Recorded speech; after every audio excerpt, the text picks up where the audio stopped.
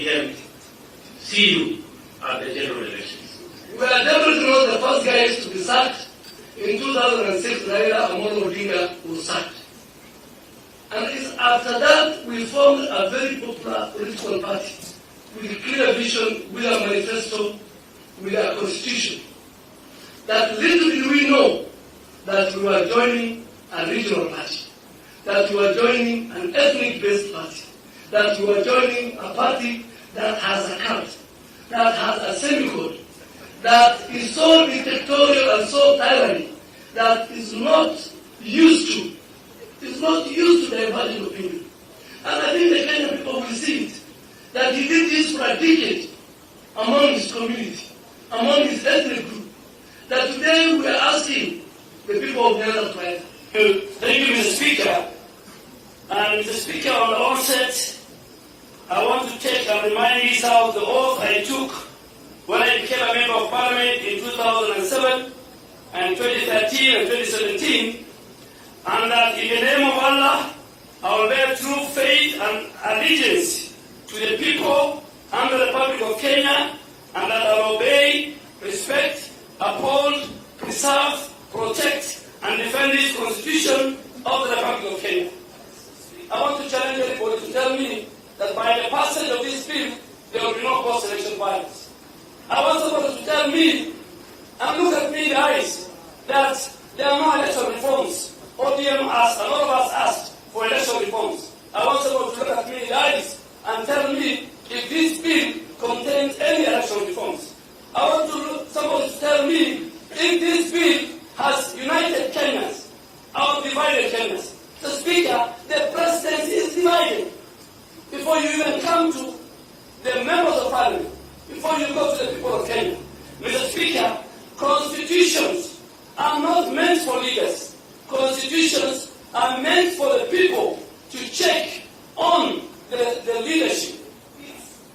Defending the manifesto, the agenda, the programs of the coalition that I lead in Parliament as Honorable Duale, and being a loyalist to the President within the confines of the Constitution and my coalition will make one a psychopath, then I am. Mkono moja unasema pesa mashinani, mkono mwingine hutaki tukuulize maswali.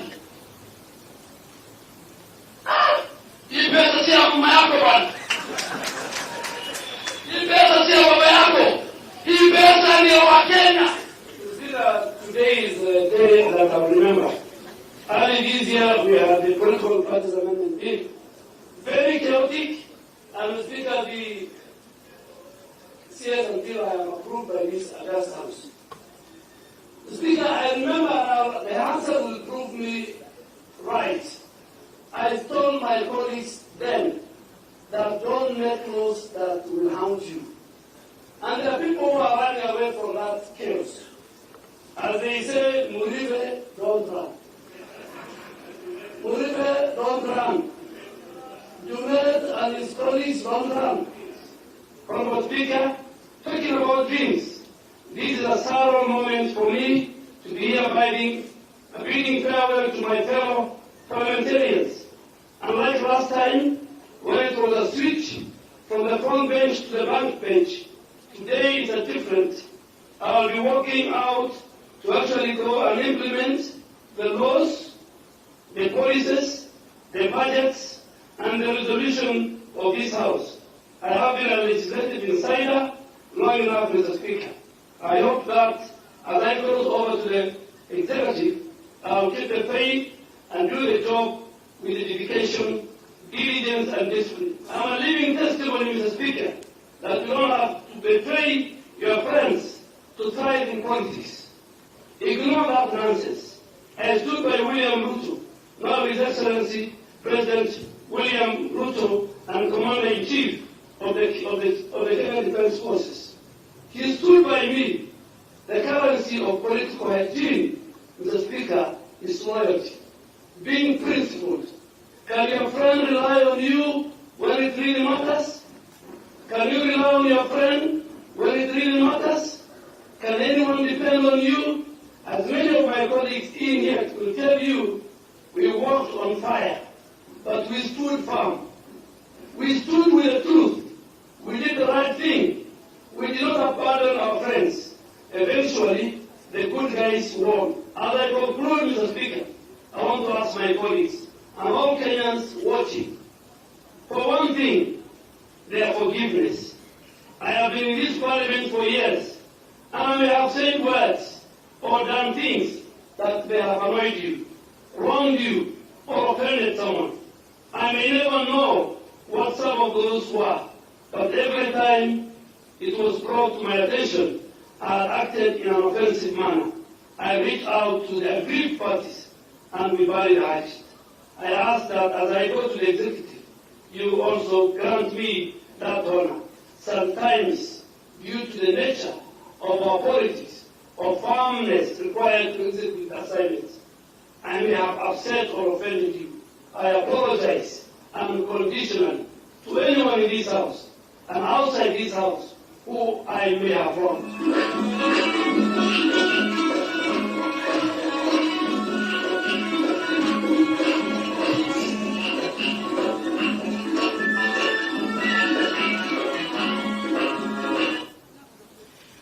Your Excellency, Mr. President, Your Excellency, Mr. Deputy President, ladies and gentlemen, let's now welcome to the stage the man of the hour and moment, the Defense Cabinet Secretary, Aden Duale.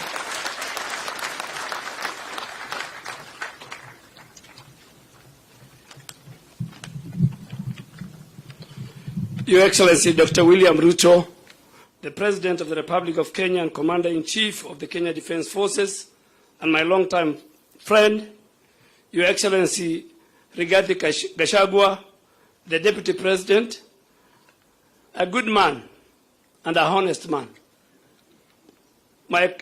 Your Excellency Musalia Mudavadi, our Prime Cabinet Secretary, Your Excellency the Speaker of the National Assembly, Honorable Moses Wetangula, and a long-serving Minister for Foreign Affairs, Cabinet colleagues, Excellencies and Ambassadors present, governors, the leadership of the Parliament, all members of Parliament present, friends, book lovers, and my good friends from the Fourth Estate. Good evening.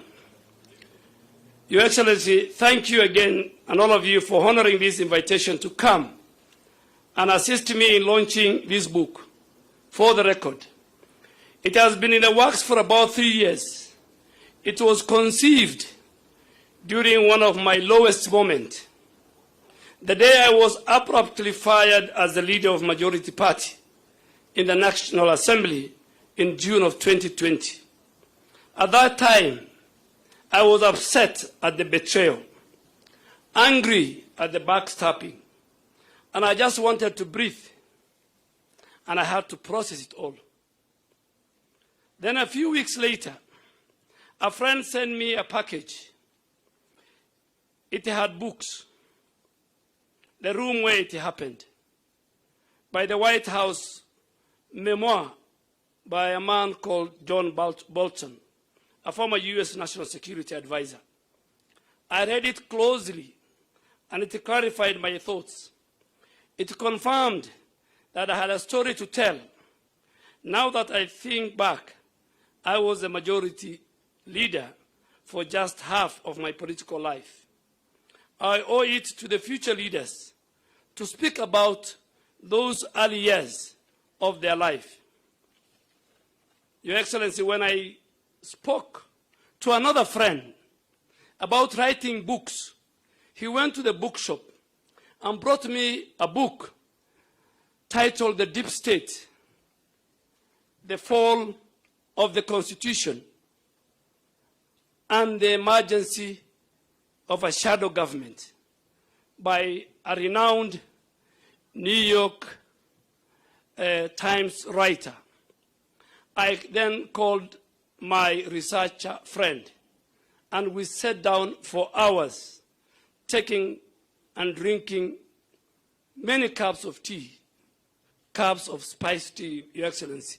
You know you have taken that tea in my house, chatting about this book. I think he read the pain, the regret, and the anger in my voice as I retold the major episodes of my life. He gave me an idea that I should call it Not Personal. As he left, he gave me a book entitled For the Record by the former British Prime Minister, David Cameron. And when I told another friend about the book idea, he said, nothing personal doesn't sound good. It sounded vengeful. This made my life and my remarks easier. I called the book For the Record because I worked in a house of records and I wanted to put everything on the record. Anyway, after 3 years in the works, this book is here, ready for launch. Today, Your Excellency, is a special day. I am so happy to be standing here to lift the veil about the country's politics and its leadership. Distinguished colleagues, guests, and book lovers, for those who have not read the book, I will not want to spoil it for you, but perhaps I'll just tell you that it is the story of my life, my earliest memories as a young man in Garissa. You know, before the CBC, the competence-based curriculum, I used to sit with my mom every night. All my siblings did. She did not go to school, but she used to check our homework after it was marked. She knew which questions I had answered incorrectly, and she taught me something which I apply to my family today. Also check that people know what they're doing and that they're doing it correctly. For instance, I don't speak French, but I harass my children when I see a cross or an X on their French homework. Those who have worked with me know that I seek to understand everything. Now you know where it all came from. And yes, my colleagues, and most of my cabinet colleagues sitting here, and my boss, Your Excellency, Mr. President, and your deputy, you too have stories. And if we suffered a few years ago, is anything to go by, you owe Kenyans books. I know that right now you are very busy, but when you get the time, please pen down your memos. Switching gears now, let me tell you that this is a book about politics, about power, about leadership, and about public policy. I write about how I got started in politics. I have worked very closely with all the key leaders in Kenya, the late President Mwai Kibaki, former Prime Minister Raila Odinga, former President Uhuru Kenyatta, and now with the current president, my boss and friend, Dr. William Ruto. I speak about the courage and loyalty in friendship as exemplified by my boss here. We have suffered together. We have thrived together. Mr. President is now leading us to transform this country. We have a lot of work to do, and I hope this book will alter those who are keen to sabotage our agenda or derail our progress, that we are all working for the people of Kenya. If we win, Kenya wins. There's also a chapter about legislative leadership. My colleagues from the parliamentary leadership sitting here, former Speaker J.B. Muchuri, and our current Attorney General, the current Speaker Moses Wetangula, Papa wa Roma, my cabinet colleagues, and former majority leaders in the Senate, Kithure Kindiki, who also became at one time our deputy speaker, and Kipchumba Murkomen, the current CS for transport. They all know how hard it was to set up a bicameral parliament, the tension between the two houses, and how we got to balance. I also tell the story of devolution as a chapter, and the tension between the Council of Governors and everyone else, including the executive and the two houses of parliament. My friend Isaac Ruto Mr. Speaker, was to be here today. I invited him. He's on his way coming because he's very central in this book. He was part and a parcel of the struggle. He helped us pin together the URP Constitution. Many nights we sat with him at the family Bibilica along State House Road. And of course, the famous ile pesa bado inalete shida hata hapa ukimuuliza Mheshimiwa Rigiji. Still, the Senate, the National Assembly, and the county governors are still grappling with the same issue of ile pesa.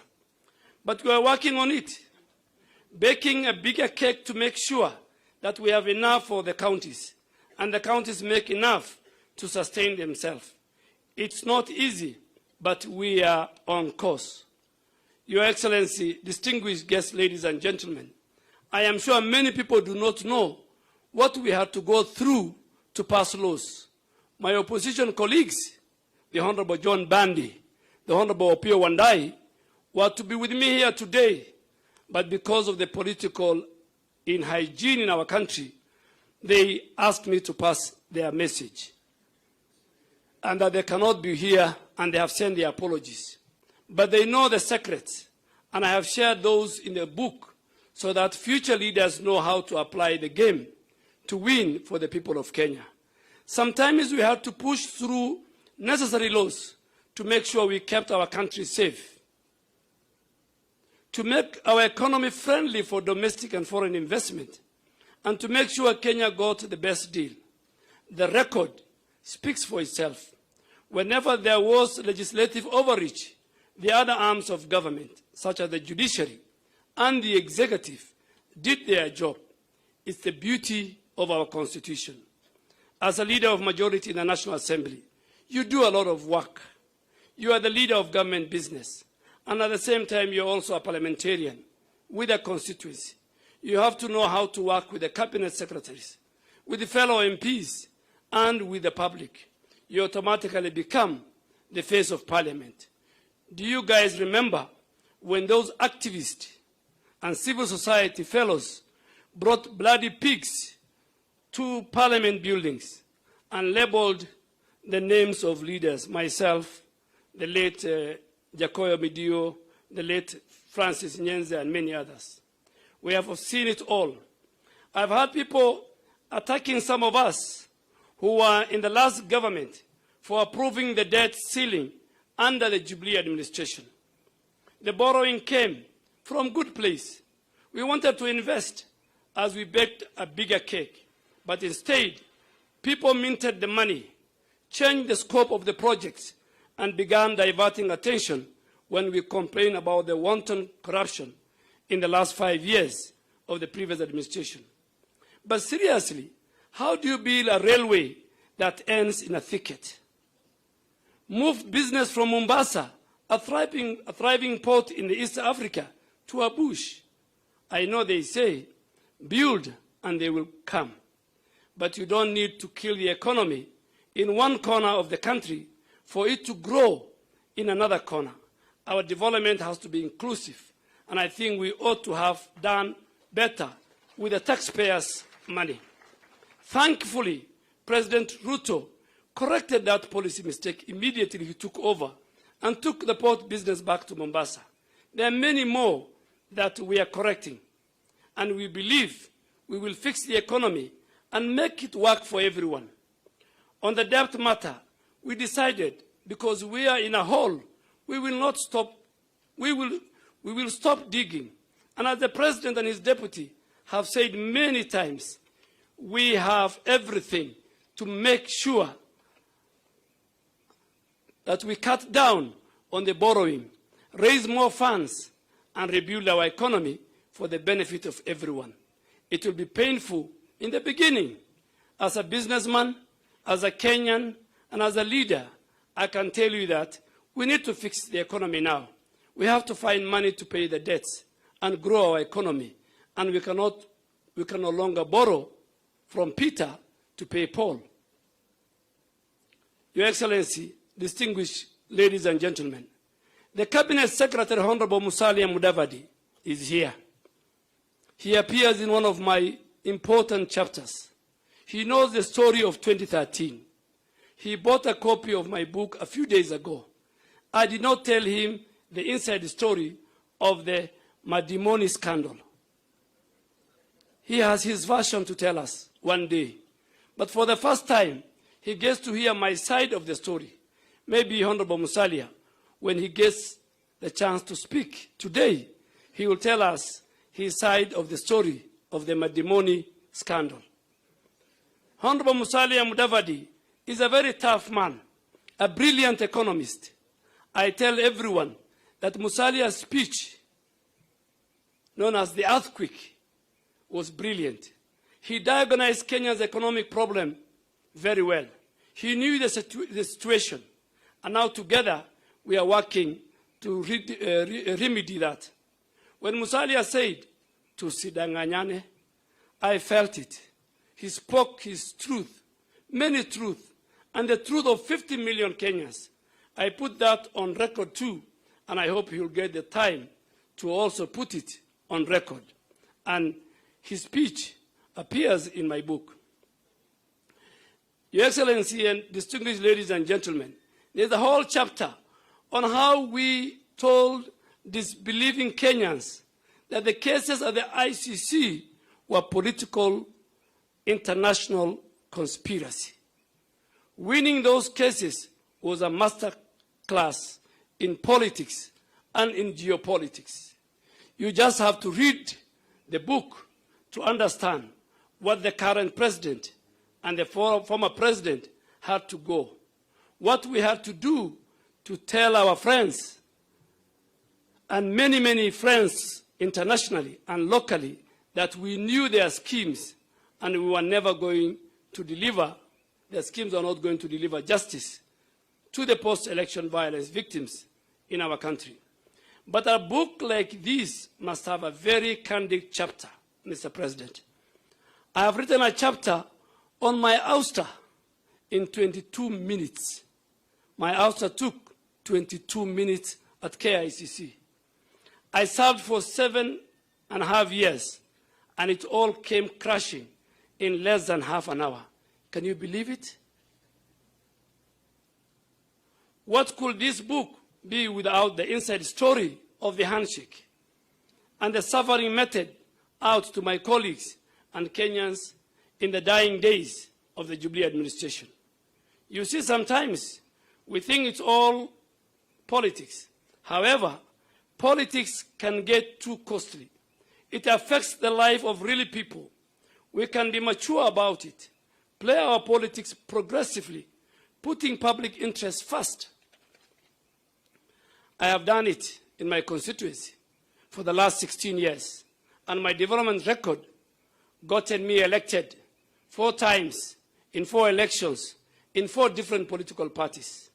I just hope that putting this on the record, for the record, will help us and give us lessons to politicians.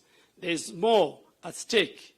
They need to work for the people who elected them into office. Your Excellency, ladies and gentlemen, distinguished book lovers, as I conclude, let me recap that if this book inspires any hustler to pray to God, to work hard, and strive to succeed, then my job is done. I dedicated this book to my mother, a woman of courage, for teaching me all the values, and to the young people of this country, for all the hopes and the hot fires that you lit under our seats. I hope young people, and more so even in my house, and I think all I can speak for them when I say that as a government, we hear you. We will do everything we can under the leadership of our president to make sure you achieve your dreams. I also have a word to all the young leaders in Kenya who are excited about being in public office. Deliver what you promise. You have the next 4 years to do your job. If you don't, I am sorry, your opponent will have you for dinner. It's really a matter of planning. I hope my book helps you, will help you get more political lessons. Finally, I want to thank you all for coming. I don't take it for granted that you braved the traffic to be here for this launch. I'll be signing copies after the event. There are more books being sold out there. Grab one for yourself and more for your friends. You can still get the book from my website, www.adenduale.com, or from Nuria Bookshop, Prestige Bookshop, Yaya Bookstop, Kibanga Books, and many others. Your Excellency, and under my conclusion, let me pay tribute to men and friends who sit here, who played the ultimate role in a very difficult journey. The Honorable Minister for Interior, Professor Kindiki. He appears in my book at one page or one chapter as a brilliant constitutional lawyer who spent with us many days and nights at The Hague. And on another chapters, he appears as a leader of majority who became a victim of the deep state and the systems. And just because we happen to be your friend, when we didn't choose to be a friend, we all found ourselves in the space of politics. The Honorable Kipchumba Murkomen, the Honorable Cecily Mbarire, the Honorable Aaron Choriot, Your Excellency, who you remember, he came to the House through a by-election.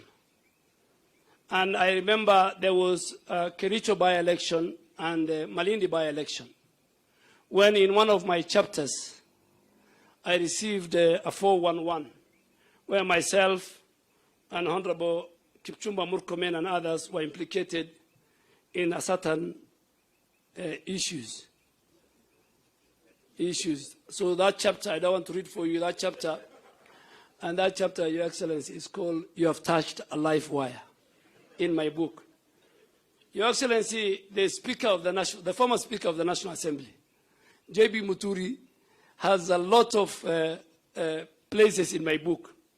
Advice he gave to the former president when our colleagues in the Senate were replaced, and now the knife was coming for those of us. And of all, the day that there was changes in the National Assembly, Your Excellency, the only person I felt for was the Honorable Cecily Mbarire, the governor of Embu now. I said they should have left this lady alone. Those of us, when we go home, we can still survive. Your Excellency, our great Deputy President, a man of serious words. And today somebody told me, the only other politician we expect to write a book like yours is Rigiji. He is a man of the truth. So we expect Honorable Rigathi. Our two brothers, Your Excellency, Honorable Musalia Mudavadi and Honorable Moses Wetangula.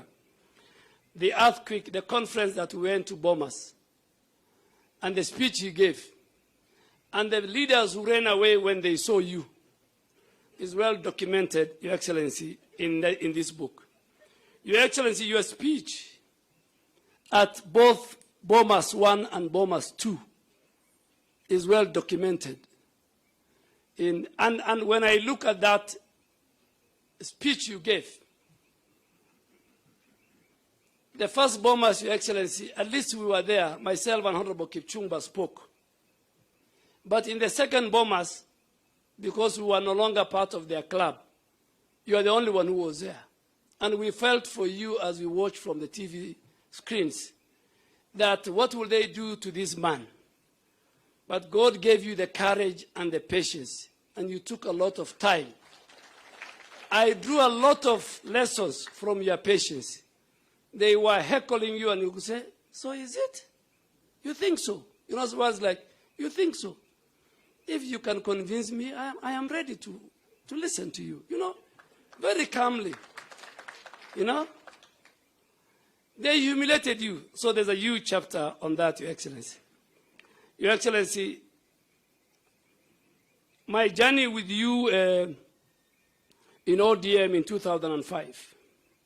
And for record, the only time in my political journey with the president, and he allowed me a sabbatical leave, agreed, was during the 2010 Constitution.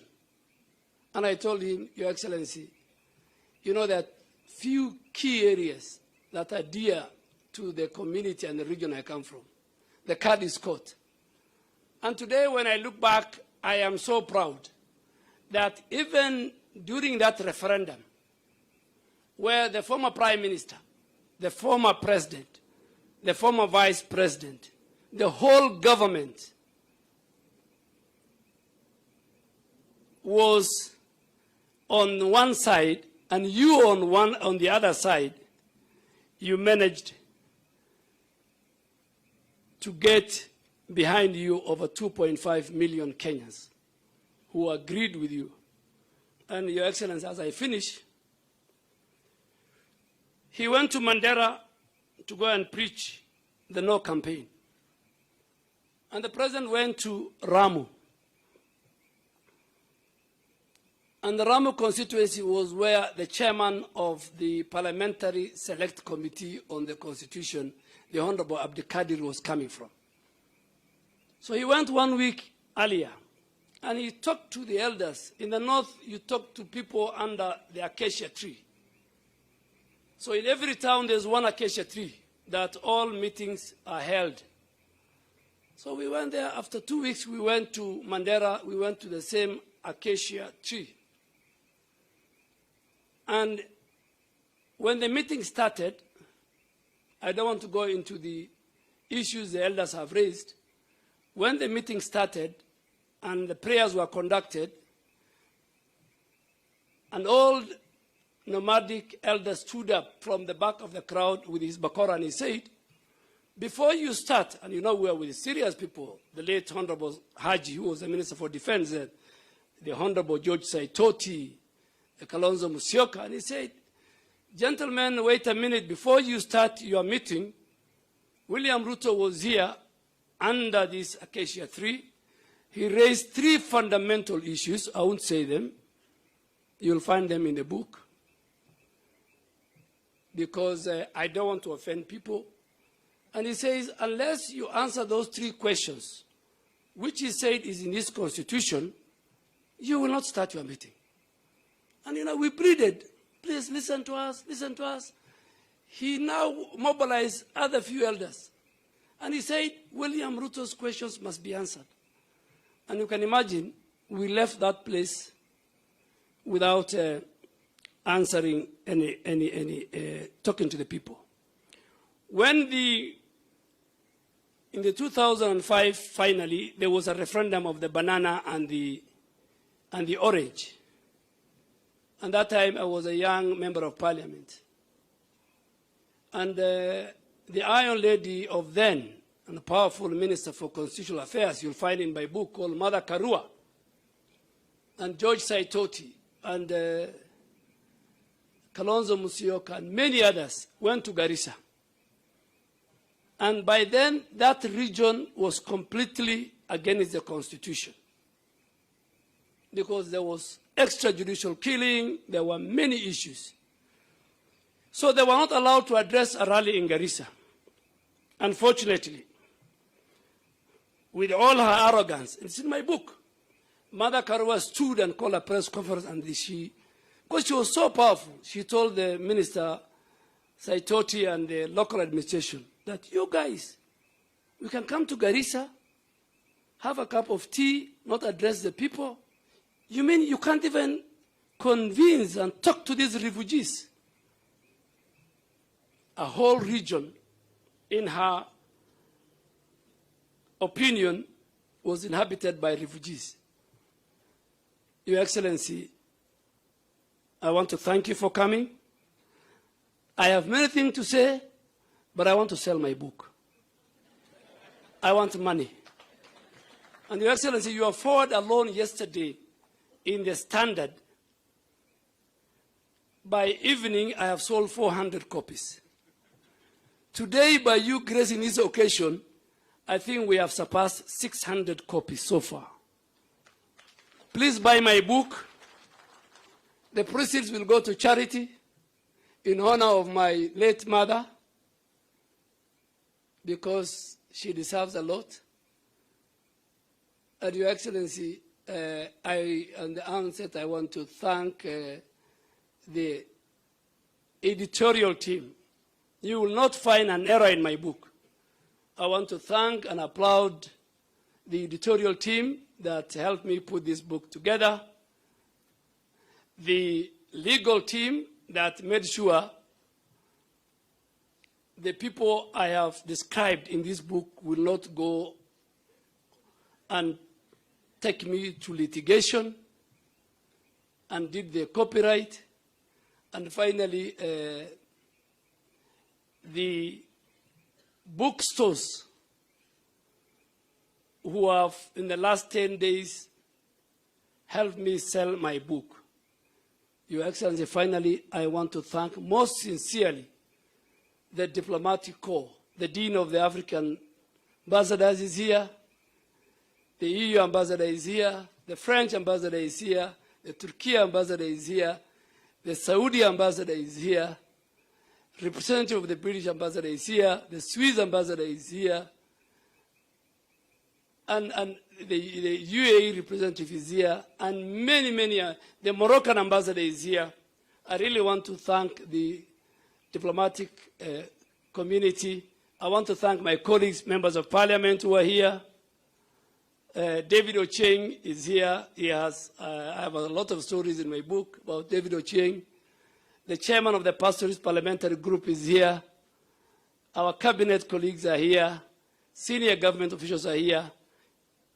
Religious leaders are here. Defense attaches at the back I'm seeing from our foreign governments based in Nairobi. Your Excellency, that's my story. Thank you very much.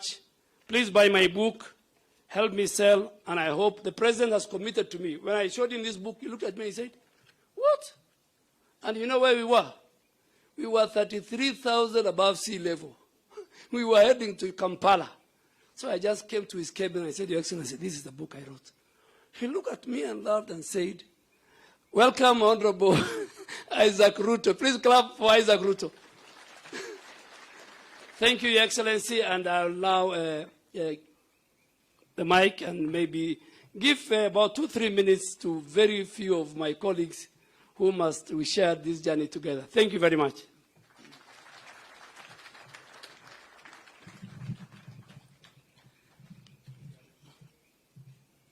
Thank you, Defense Cabinet Secretary, the Honorable Adan Duale, Your Excellency, Mr. President, Your Excellency, Deputy President. We'll go to the dignitaries that have been listed who will be speaking between 3 to 5 minutes for the running order to be in order. I now welcome to the podium Isaac Ruto, who has just stepped into the podium, the first Bomet County Governor, the first Council of Governors Chairperson, and a friend in the trenches with the Honorable Adan Duale. Yes, you can use this.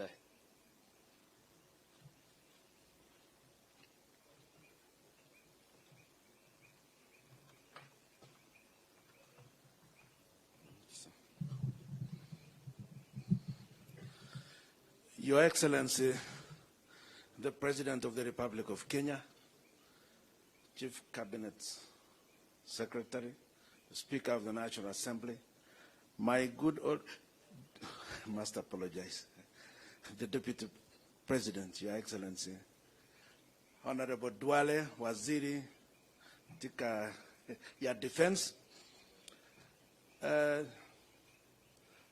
Cabinet Secretary is present, members of the Diplomatic Corps, and all the distinguished guests. Your Excellency, I must apologize for coming late.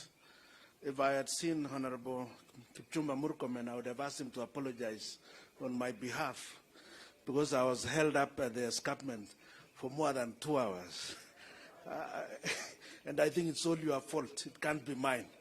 There is no way it can be my fault. Anyway, Your Excellency, I must apologize for coming late, but just in time to speak. We kept in touch with Honorable Duale. Now, this is a great day for us. Honorable Duale has been a good old friend. A lot of people do not know how close we are with Honorable Duale because of sometimes we do some bit of public spots together, but all we enjoy the game.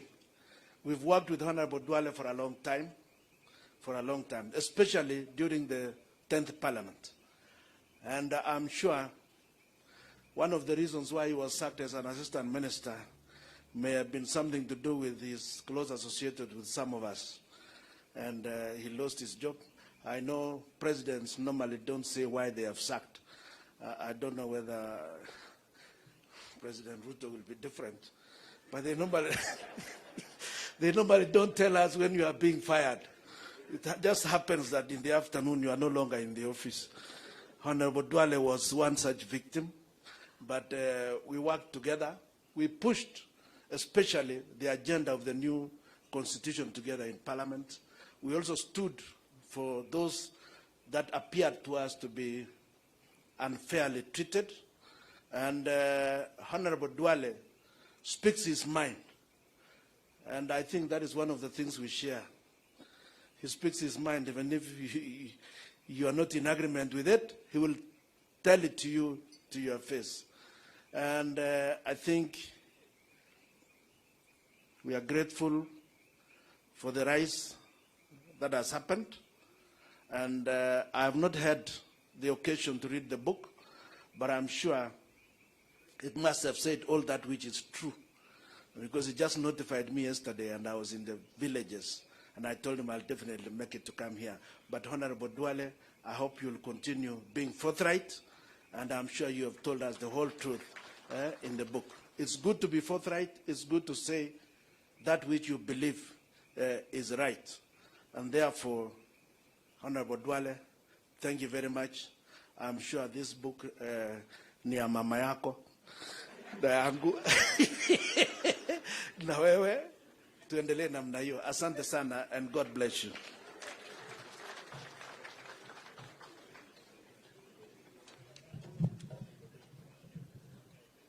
Thank you, Honorable Isaac Ruto. Asante sana. We move on, and up next is the East African Legislative Member of Parliament, the Honorable Kanini Kega.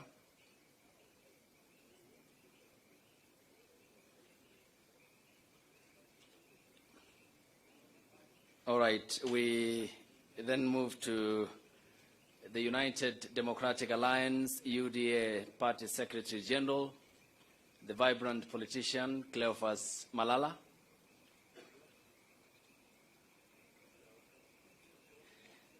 On to Honorable Dido Raso, who will speak on behalf of the Pastoralists Parliamentary Group.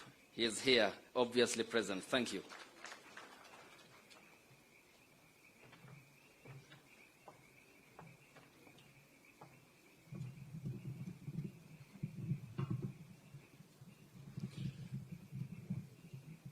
Your Excellency, the President, Your Excellency, the Deputy President, the Honorable Aden Duale, my colleagues from the Senate, the National Assembly, the Speaker of the National Assembly, distinguished guests, ladies and gentlemen, I stand here as a member of the Pastoralist Parliamentary Group and also as their patron. I am a third member of Parliament representing the constituency of Saku in northern Kenya, Marsabit. I'm privileged to be here and to speak on behalf of my colleagues. Honorable Duale, we found him in Parliament. He was not just a brother, a colleague, but he was like a father figure for those of us from the North. We learned many from him. And at the same time, he allowed us to hold firm positions, to be loyal and truthful, and to be also respectful to the cause we take. Having read his book, I begin to understand why somebody like His Excellency the President actually became the President of Kenya, for the firm position he took and the loyalty that he portrayed throughout his political career. For many of us who are in Parliament, I think we must begin to read that book to take away a substantive portion of it, that you don't have to play the game of others. You must play your game. And finally, there's one thing that we learned from Aden Duale. And you know, sometimes 2-3 years ago, there was something called the WikiLeaks, where as somebody came to, I believe, the US Embassy, they were able to pick some things. And then somebody else relayed, and this thing was serialized internationally. And sitting with a smart person like Aden Duale, one must be very careful that you don't drop the pen, because he will note it very quickly that this is something. And throughout, he carries around a book. For him having been the leader of majority, I think sometimes he made the ultimate price for his politics, and sometimes even we feared that this person will be put down because he is sticking his neck out too much. So thank you, Aden Duale, for sharing your story with us. We will buy the book, and we will also buy the books for some of our schools, so that the young and upcoming leaders of this country will find a place to say that, yes, this is where I started. With those remarks, I thank you very much.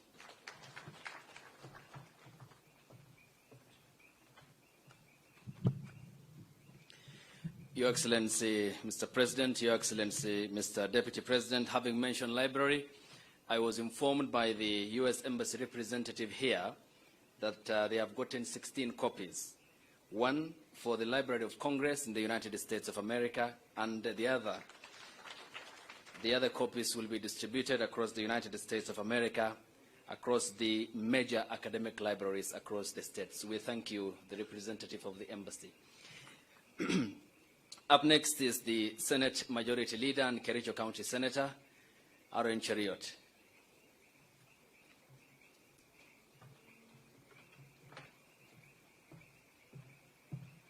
Your Excellency, the President, Deputy President, Prime Cabinet Secretary, the Chief Celebrant of the Day, the Honorable Aden Duale, and all dignitaries that are here, I greet you all good evening. I'll say three quick things. Number one is that when you're speaking, CS Duale, three things came to my mind. Number one is that you have achieved so much because you went to a great university.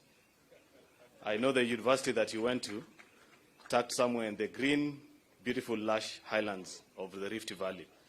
When you were in class, you didn't have the distraction of matatus running next to your classroom or a discotheque distracting your activities as a student, like some of your neighbors next close to you. I'll not say who. Secondly, Aden, the thing that I celebrate the most about you is that you are a man of immense faith. You know, when you talked about standing by your friends, I remembered a picture that is in the book. If you go through the pictures that are in this book, you will see among the many photos that are in the collage section of the book, you will see a momentous day in the political life of our president, the day that we launched URP at the Bomas of Kenya. And there's a famous photo where he's holding the horn, the sign of our party. If you look at that high table, it has about 6 men. Out of all those 6 men, the only one who supported your presidential bid is Aden Duale. The rest failed by the wayside, and they chose different paths. That speaks to you, that you're a man of great and immense faith.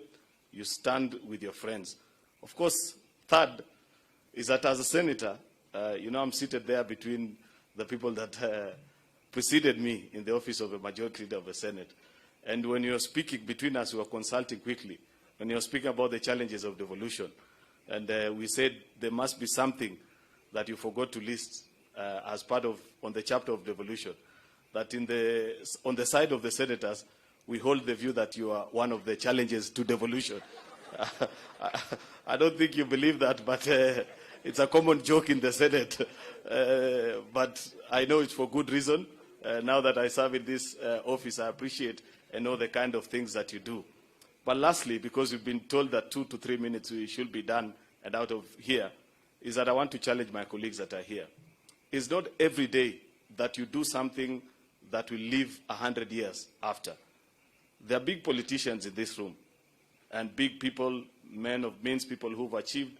But I want to tell you, until when you do what Aden Duale has done, you're yet to do something that will outlive you.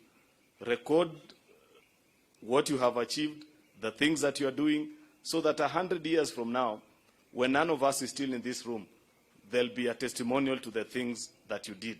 So thank you, Aden Duale, for challenging us. I hope all these leaders that are gathered here, together with everybody else, will find time to read. Of course, the last thing that I will say is that there are many people who ask themselves, where do you get the time to read?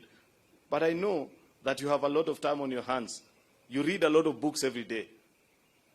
It's only unfortunate that those books are in the form of WhatsApp messages, TikTok videos, and all the time that you spend on your phone. At least take time to split between that time and reading a book so that you add on to your wisdom and the things that you need to know. Thank you very much, C.S. Aden. Thank you for giving us this great gift. God bless you, and God bless you all. Thank you.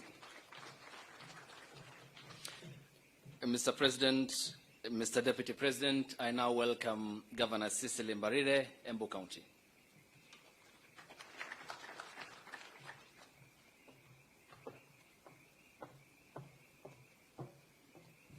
Thank you, Your Excellency, the President of the Republic of Kenya, Your Excellency, the Deputy President, Cabinet Secretaries, the Chief Guests, my friend, Aden Duale, all protocols observed, good evening. I'm extremely excited to be here this evening to witness a major step by a friend of mine, Honorable Aden Duale, who I have known closely since 2007. And we met in Parliament as he was elected an ODM ticket. Then I was on on PNU, and we became friends. He was an assistant minister. I was also an assistant minister, although he was sacked. And the one thing I can tell you about Aden Duale is that he tells you what's in his heart. Upende, usipende, he'll just tell you as is. And if you want to look for somebody who tells what you will not be able to tell, give it to Aden Duale. He will say it. And I'm very sure, I've not read the book, that in this book he has said it all from his heart and from the experiences that he's had as a politician. The other thing about Aden Duale is that he's a very loyal friend. And it's no wonder he has stuck with the president all these years, even when he was going through some very difficult moments. He's very loyal. And he served the Jubilee Party as a majority leader in a very loyal way. He could do anything as long as it was for government. And so when I was appointed the Deputy Chief Whip, he called us to his office, myself, Washiali, who was the Chief Whip, and he sat us down. And the Deputy Majority Leader, he told us, you've now joined the leadership of the party in the House. The first thing I want to tell you is that the government is always right. So whatever agenda that comes on the floor of this House is our agenda. We make sure we deliver, we ask questions later. And because I'm one who likes to ask questions, it was a very difficult thing for me to learn. But I learned it with time. Number two, he taught me how to be tough on members of parliament. The most difficult group to deal with, and I'm sure Osoro will assert that today, is members of parliament. Because you're leading leaders. And they actually think there's nothing special about you that you're coming here kutuambia story mingi. So they'll ask you questions. They'll challenge you. But he taught me to deal with them without fear. And to tell them even what they don't want to hear. Including, wewe uache mchezo, hii ni serikali. And we did that, and we passed every single agenda of the House, of the government of Jubilee. We made sure it passed, through thick and thin, including the infamous security laws. And he's a team player. He worked very closely with the Speaker, with us, and he would call us to agree on certain things before they come to the floor of the House. And he was loved and hated in equal measure. Sometimes the MPs loved him so much. Sometimes they didn't like him at all. But that didn't stop him. He continued pushing the agenda. And that's why for me, Duale, I want to say this, that even as you fought that I should not be sacked, and I know you really fought hard for me, and I know the one man who fought so hard for us was Speaker Muturi then, until they started putting question marks on him. Is he really one of us, or is on the other side? I did not think for one moment that you deserved the sack. I believed your loyalty to Jubilee government, to the president then, was beyond measure. You had undivided loyalty to the president then. And any time you spoke, you always reminded me that we must support the agenda of government. And I remember when things started going as they were going between the president and the deputy.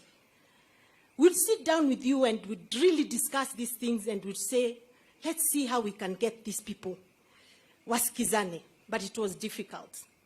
So the one thing I remember, and I'm looking forward to reading that chapter, was the day you were sacked.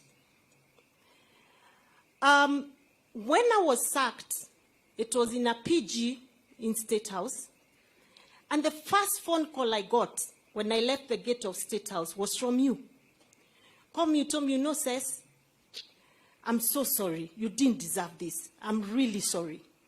And then I remember telling you, I really doubt they will touch you because you've done a very good job for this government. Of course, the second phone call was from His Excellency, the President. And I was actually just getting to my house. I wanted to go home and just cry out the pain and the anger and frustration. And he called me and told me, please come over to my office. And when I went, I remember you looked at me and started laughing. And then it hit me, it's not this serious. There's life after this. So we survived because of that encouragement. But fast forward, KICC, special PG is called. At one point, we were told the president is coming. The next point, we were told, no, to be on Zoom. And we are sitting there. And I sat at the end because we were already very tired of the government. And we were right at the corner. And I remember Duale was seated, of course, being the majority leader, is seated in front there. Then I watched as, MPs prosecuted the agenda, and I listened to the president say, sometimes friendships and leadership are different, and I'm like, what? Then the next thing, proposal. One lady stood up and said, we want to remove the the majority leader, and another one who had no idea where she came from, supported. And Honorable Duale was gone in a second. And I think I felt more pain that day than I did when I was actually sent packing. Why? Because I didn't understand how somebody who has delivered so much for a government can be victimized for no apparent reason. So as we walked out, I remember walking to where the leader was, and I told him, I'm sorry, you didn't deserve this, but guess what? We'll live to fight another day. And our time is coming. And I didn't know you went through so much pain alone after that, but you never showed it. You went to the backbench and continued working like a normal member of parliament. So I want to really appreciate what you've been to us. I want to appreciate that you mentored me as a deputy whip. You taught me the ropes of parliament. You gave me strength to push even very unpopular agenda. You told me that it is possible as a leader at certain levels, you do even the most unpopular things because that's the agenda of government. So I appreciate you, my brother Duale, and I wish you well. Obviously, Your Excellency, you're getting Duale out of the political scene has changed quite a bit, because it's not normal to have Duale not speak for a whole month. And the only time he speaks is in some event of the ministry. So I keep feeling you are misplaced. And I'm not saying you should come back, but I keep feeling we've lost a very big voice in the political platform. And I'm very sure sometimes you look at us and wondering why we are not speaking like you used to. So we will try and do and fill that gap that you've left out. So otherwise, thank you so much, Duale. Thank you for mentioning me in your big book. At least my name is somewhere. I thank you. And we wish you well in what you do. And for the future too, thank you so much. And thanks for standing by your friend. I know he means a lot to you. Thanks for being a loyal friend. That's what we are looking for. And Your Excellency, let me say that I know you stood by us when we were going through our challenges. I pray you continue to do that with your current leadership in the executive and in the assembly, and that we'll never have to see leaders go through the humiliation we went through. I really hope it will never happen, but I believe, and I know you are not that kind of person, that leaders will be treated right and treated like human beings.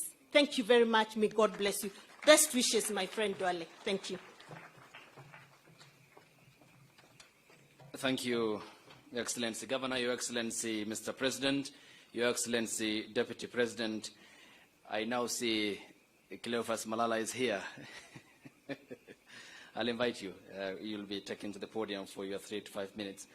I now get onto the stage the Majority Whip to be very brief in the National Assembly. Then the Cabinet members will be speaking. I thank you.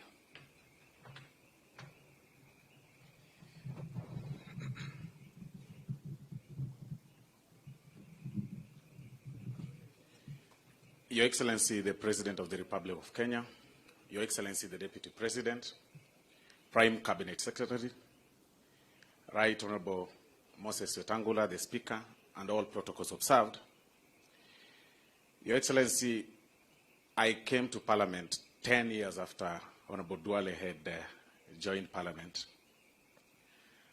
And it was quite admiring to share a plenary with Honorable Duale, because we had, we were used to seeing him on TV, on debates, and in political scenes, in political rallies. But there are two things that Honorable Duale used to tell us as new and young members of Parliament. Number one, he told us that never forget your family. I remember him telling me that do not leave your wife for whatever reason. And today when I see you seated next to your wife, I see truly you live by your words. Number two thing that Honorable Duale used to tell us, Your Excellency, is that government does not lose. At times, things could be very challenging in the flow of the House. But he would say that you cannot lose. And he was very sharp to the extent that when situations were challenging in the flow of the House, he would be smart enough to withdraw when he does not have numbers in the flow of the House. You know, fast forward, Your Excellency, I have learned that the things he would say are the things that I need to apply now. That as a leader in the National Assembly, I have an obligation to make sure that the government does not lose, even when it's unpopular, that it will not lose. And by the way, it's important for me to state that even as at now, as the cabinet secretary in the executive, he still finds time to call some of us and remind us that, remember, you're a leader in the National Assembly and government does not lose. Please do not lose. Although, Your Excellency, there are times that I questioned myself on really what friendship is in terms of politics. When Honorable Duale was ousted from office, at the very week he had pushed government agenda with zeal, that very week he was actually ejected from office unceremoniously. But of importance is the way he behaved even after that. He took his back seat, was still contributing in the flow of the House, you know, but he stood his ground. That shows that when you believe in something, then stick by it. And that is what we've learned from you. But in copying the words that Honorable Duale said, Your Excellency, I believe you also owe us a book. And I think it's important for me to say this. We need to know what happened in 2002, that you only left 3 of you behind Uhuru Kenyatta when you lost in 2002. And I think Kenyans need to know that. Then years later, like Honorable Duale has said, at Bomas, of course, there were issues. But what happened at the holding room before you came out? Because what you saw is at the plenary. But there was a holding room. You, Right Honorable Raila Odinga, and His Excellency Uhuru Kenyatta. What were you guys discussing about that made Uhuru laugh all through when Right Honorable Raila was making his speech? Those are the things that we need to learn all through. But in conclusion, Your Excellency, with the fact that government does not lose, I also want to assure you that even the finance bill will pass. Government does not lose. Thank you very much. Thank you, Honorable Silvana Sosoro. And now to Environment CS, Soipan Tuya. Karibu Waziri.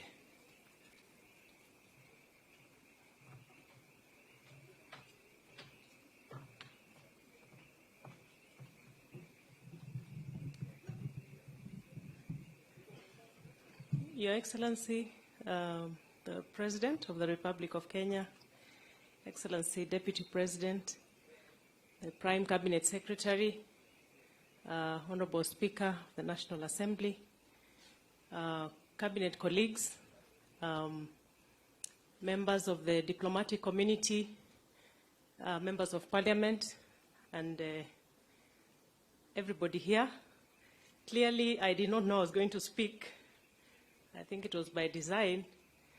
But first is to congratulate my brother, Honorable Duale.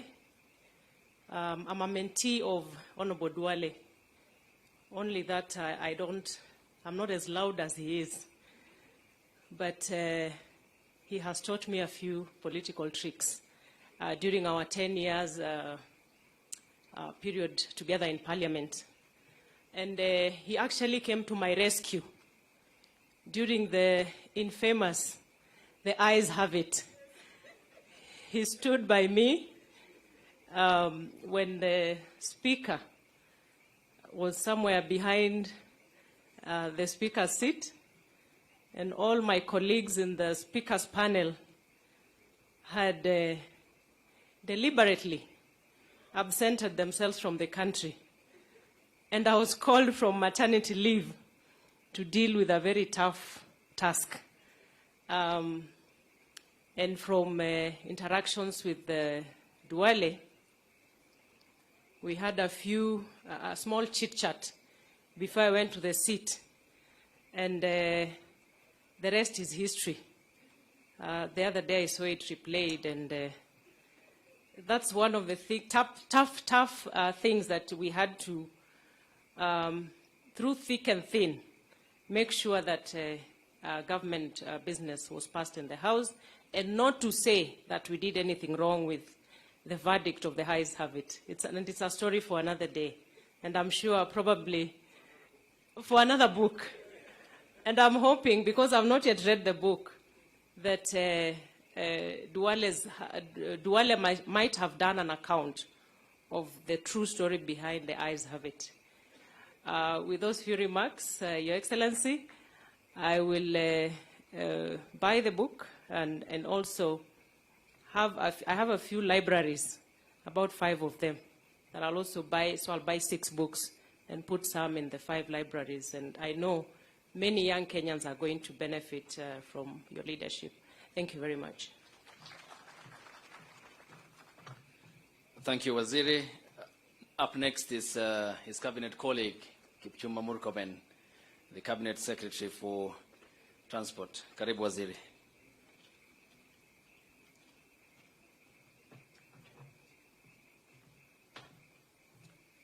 Your Excellency the President, Your Excellency the Deputy President, Prime Cabinet Secretary, Honorable Speaker, my colleague and the Chief Guest, Honorable Aden Duale, and all distinguished guests, good evening. I am actually the least qualified to speak about Honorable Duale, and I consider myself extremely privileged that he has reminisced our interactions in a number of chapters of his book, from Kenya to The Hague and back. And since Honorable Duale is my big brother, I want to start by saying thank you very much for putting me in a book. At least if I don't write anything, someone will read me somewhere in your book, and they will ask themselves, who was this Murkomen? Number 2 is to really say that I came to know Honorable Duale because I was recruited to the School of Politics of William Ruto. I was actually picked like the way Jesus picked his disciples. And those of us who have worked with President Ruto, you know he is deliberate in recruiting people to work with him. He actually recruits. So I was this political analyst, and one day he had looked for me, and I had heard a word that he had said derogatory things about me to my member of parliament. So he told my member of parliament, where were you when this one was talking all these things he's talking on TV? I hear Lina told him back and said, but he was in ODM with you. I wasn't hearing you. So one day he calls me. Okay, coincidentally we met at the airport. And so we land in Nairobi, and he spends 2 hours speaking to me about leadership and politics. And so he recruited me to his School of Leadership, and since then I've never left. That is where I met Aden Duale. I was a young boy, the briefcase carrier. Although I was a university lecturer at a young age, I was the one who used to take the notes behind the scenes. At some point, I was a mutu mkono of Isaac Ruto, trying to reclaim UDM, which was being taken away from us. And soon thereafter, I became the mutu mkono of the entire team to work on the URP agreement. And in the process, Duale was always there. One thing about Duale, one thing if you don't know about President William Ruto, he knows how to arrange his team like a coach would arrange, like Pep Guardiola would do it. Even though I don't like Man City, but he knows how to arrange his team. And so everybody had a strategic job to do in this URP. Even, I dare say, Honorable Chirao Hale Makwere had his role. Do you remember, Mr. President, I asked you, why would you go around with Chirao Hale Makwere? What votes will he bring? You told me, no, this is my Biden.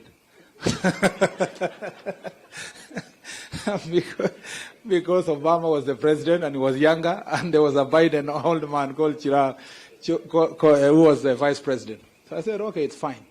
So in the rallies I used to observe, Duale would speak at the most critical moment of the rally. And amidst the noise and the loud voice of Duale, there are very few public speakers who speak often consistently and deliver a message from the beginning of the speech to the end. If you doubt, go to the speeches of Honorable Duale. Honorable Duale will speak in a way that when the president now comes to speak in the culmination of the rally, everything had been brought together. It is now number 9 who is going to score the goal. And the president, you know, will just be clapping when Duale is speaking because he knows how to package. It is through this school of William Ruto where Duale was a top student up there and we were trainees when I learned that even rallies and speeches and messages planned. And so we would sit, Duale would come around and say, what's the message today? Then we'll sit around and work on the message. And then we put together. Then Duale will be the last person to deliver. So one thing about Duale is that he is a team player. He is an eloquent speaker. Number 2, Honorable Duale is loyal. Loyal to his friends. And sometimes loyal to a fault. I actually believed that after we were axed from the leadership positions, I actually thought you would choose to go with President Uhuru Kenyatta. We had actually literally given up. In fact, I admire your tact because, maybe I should not say too much, but let me say this. For a long time, Duale would not call directly. He was still calling on WhatsApp. Those of us who had surrendered, we knew our days were numbered, had already been calling each other directly because even plotting openly what we are going to do to Uhuru Kenyatta. But Duale would come at night and come and sit with the president. So Uhuru Kenyatta was not wrong to sack you because he knew there was no doubt that anything was going to be plotted against the President William Ruto and you are going to sit in that room. So you must give him credit also that it's because of your loyalty that he had to get you out. But even in the hardest moment, there is no day Aden Duale betrayed President Uhuru Kenyatta. Not a single day. Not a single agenda of government that he sabotaged because he believed that the president was not supporting his deputy. He remained consistent, and that is the kind of leader you need when you are in leadership. The last thing I'll say about Honorable Duale is he was also wrong in many ways. I don't think I agreed with Duale in many things. And we disagreed publicly. Yeah, we disagreed publicly. Duale would get so worked up, and we would go and tell the president, you know, hii mtu yako ni msumbufu. Hii mtu boss, weka hii mtu kando saa ingine. Particularly, we disagreed completely about the bicameral legislature. I was a mtu wa mkono of first majority leader of Senate, Professor Kindiki. And I think there are many things that you hurt us, Duale. Because sometimes you are like an elephant. When you pass through a place and you believe in something, you will clear the path completely. And many of your friends will agree with me that if you believe in something, everything else will have to give way for it. And even where we wanted to compromise a lot, to negotiate and compromise bicameral legislature, we never, you are no time for compromise. That's where we lost you. And as my friend, I'll tell you the truth, as a honest man. But because Memoirs is about history and times of all of us living, I did not come here to praise you. I just came to thank you for doing a good job.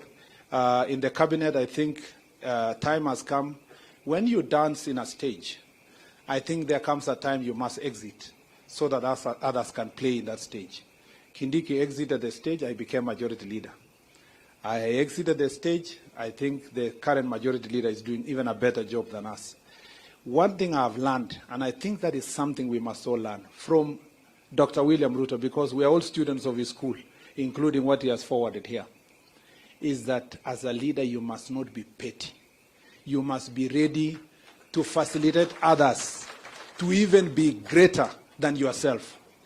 And you must be patient in mentoring people. If President William Ruto was someone else, he would not continue to have Duale as his friend, because so many people came to him to tell him, you must leave Duale. So it was not just loyalty of Duale to President Ruto, but President Ruto was also loyal to his friends to a fault. And that's why he stood by Duale and the way I stood by him. I don't want to say much because I would look like I will be soliciting you to be kept in cabinet forever. Let me just say that I admire what you've done. You've challenged us. I am not ready to write a book now. Some of us are not as courageous as yourself. There are some things if you say now, some of us don't want to commit yet. And there are some things you said in that prologue. Honorable Duale, in men's conference this year, you will be disciplined. Thank you, Mr. President.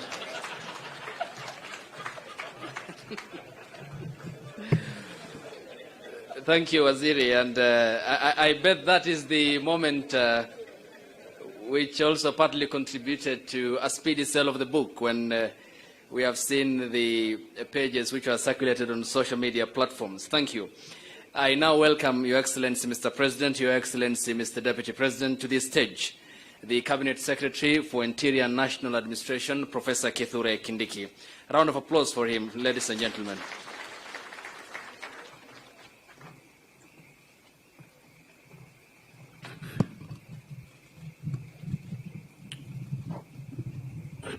Mr. President, Mr. Deputy President, and all the important guests present here, my friend, my brother, Aden Duale, and your wife.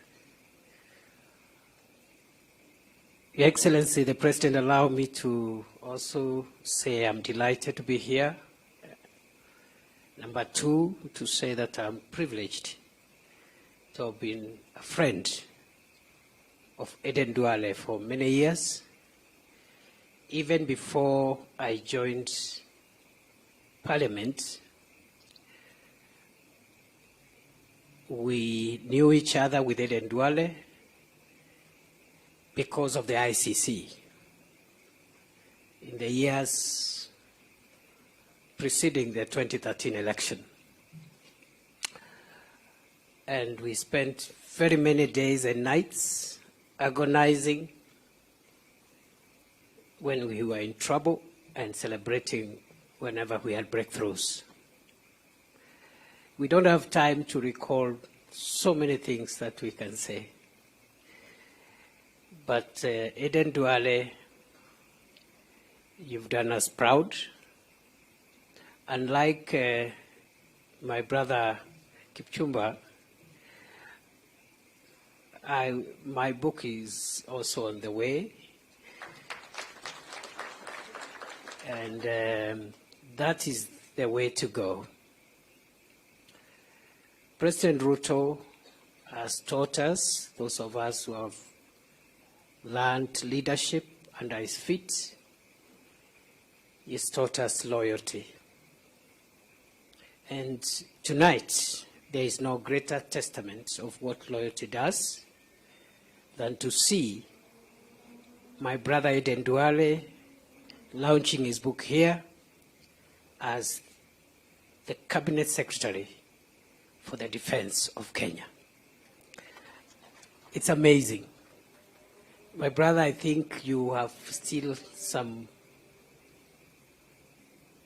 reward, even greater rewards in the days ahead for loyalty. The only caveat is that unlike betrayal, loyalty is paid in installments. Betrayal is the one that is punished instantaneously. But loyalty is paid in bits and pieces over time. You have shown us and you have proved to us that the world has no place for betrayers.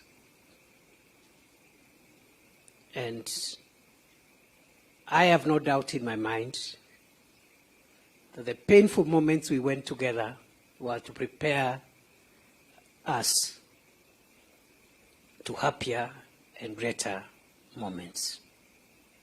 Lastly, Aden Duale is many things, very many things. But the one thing I've learned about him is that Aden Duale is a very conscientious and religious person. He's a man of faith. I have learned the lesson. For those of us in politics and public life, as much as we do what we must do in the public space, we must take care of our private, spiritual, and family lives. And I have very many examples because I have interacted with Aden Duale at very close and personal levels. And I have learned that that separation is very important. And lastly, many people believe politicians love money. Aden Duale and his experience has proved that not all politicians love money. Because if it were about money, at the time when it really mattered, at the time when the issue is the issue before us, and when I say us, is many of us in this room, the issue was, it's either you betray William Ruto and get all the money in the world, or you stick with him and pay the price. Aden Duale chose to stick with his friend, the president. And for the younger politicians, please, friendship, loyalty, truth is superior to power, money, and betrayal. God bless you, and God bless you, my brother. Congratulations, Aden Duale. Thank you, Professor Kithure Kindiki, Chief Cabinet Secretary, Interior and National Administration. Allow me now, Your Excellency, Mr. President, to welcome back the Defense Cabinet Secretary to the stage with the rest of the running order. Thank you, Waziri.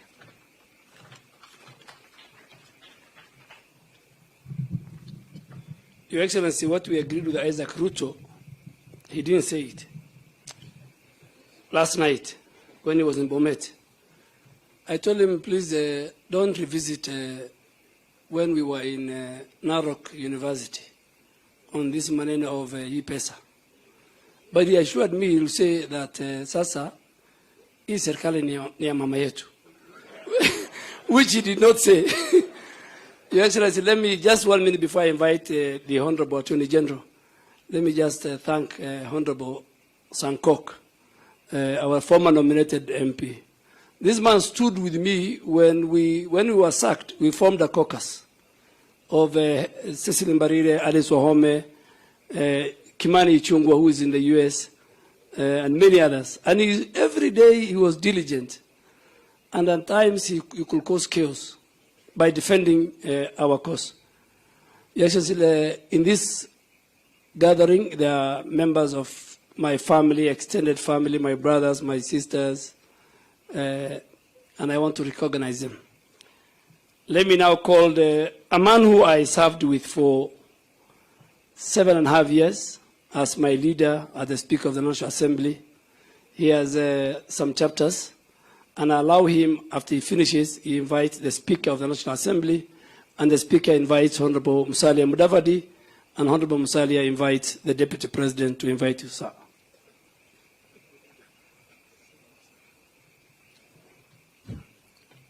Your Excellency, the President of the Republic of Kenya, Dr. William Ruto, Your Excellency, the Deputy President, Prime Cabinet Secretary, Cabinet colleagues here present, governors,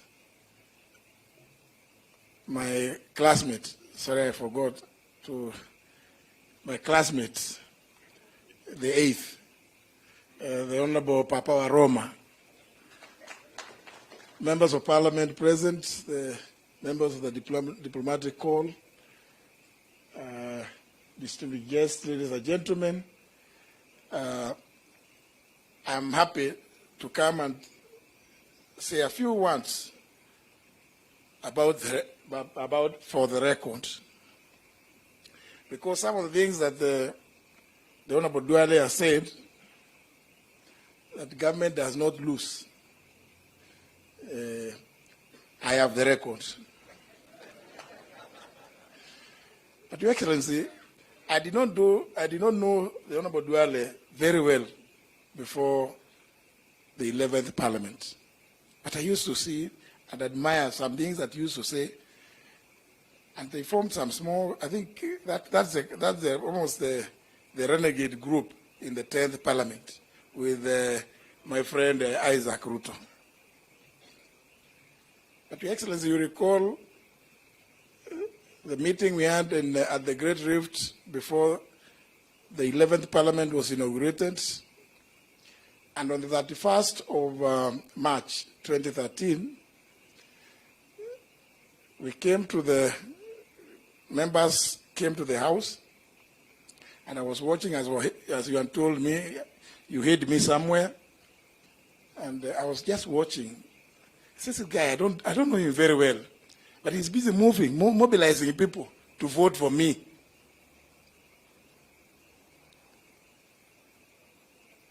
It was no wonder that I got such a resounding victory. Fast forward, Your Excellency. This gentleman, the Honorable Duale, is a very unique character. I don't know how many times Duale would visit my office. And I kept wondering, why is he coming? But it's because of some of the things in this book, because they are in the record. So even as Soipan would go and have some little trouble there, I knew that she was still very safe, because she was in the safe hands of the Honorable Duale, as I was just hiding behind there. It's part of the record. The Honorable Duale is an extremely consultative person. You'd go receive whatever documentation from various cabinet secretaries, and you'd come, we sit.